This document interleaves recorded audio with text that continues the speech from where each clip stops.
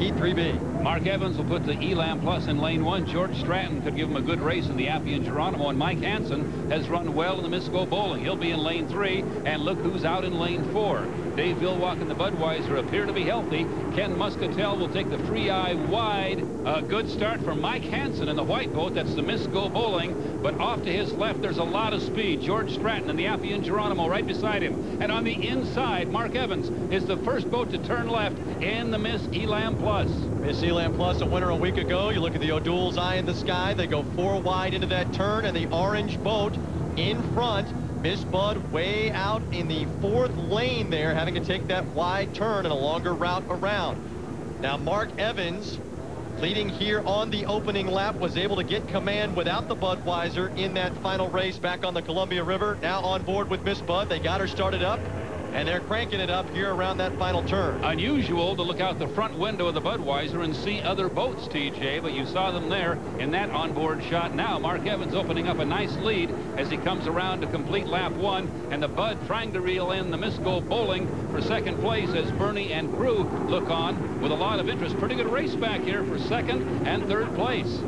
Keep in mind that earlier in the program, Budweiser did clinch the 20th championship in terms of points for Bernie Little, but they are still competitive here, still wanting to try to win the General Motors Cup here at Seafair. But right now, the story is that boat, the Miss Elam Plus. And here once again, the view as Dave Villwock tries to negotiate his way around Mike Hansen in the white boat. We talked about the Budweiser's fuel restriction after all those wins. This boat actually has one, too. They were the last winner in the Tri-Cities, so they are down a 10th of a gallon, running at 4.2 gallons a minute. Doesn't appear to be a problem so far for Mark Evans and the Elam Plus.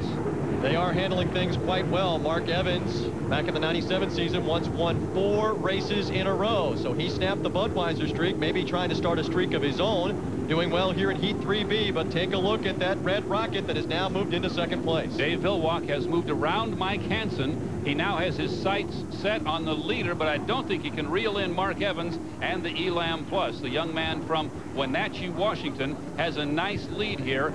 George Stratton and the Appian Geronimo got caught between rooster tails back in the first turn. Has never really been able to get underway. He's running 5th. Meanwhile, there in the orange Miss Elam Plus, it is Mark Evans. He's the story, trying to collect the 400 points. There's Dr. Ken Muscatel in the Free Eye, back in 4th position.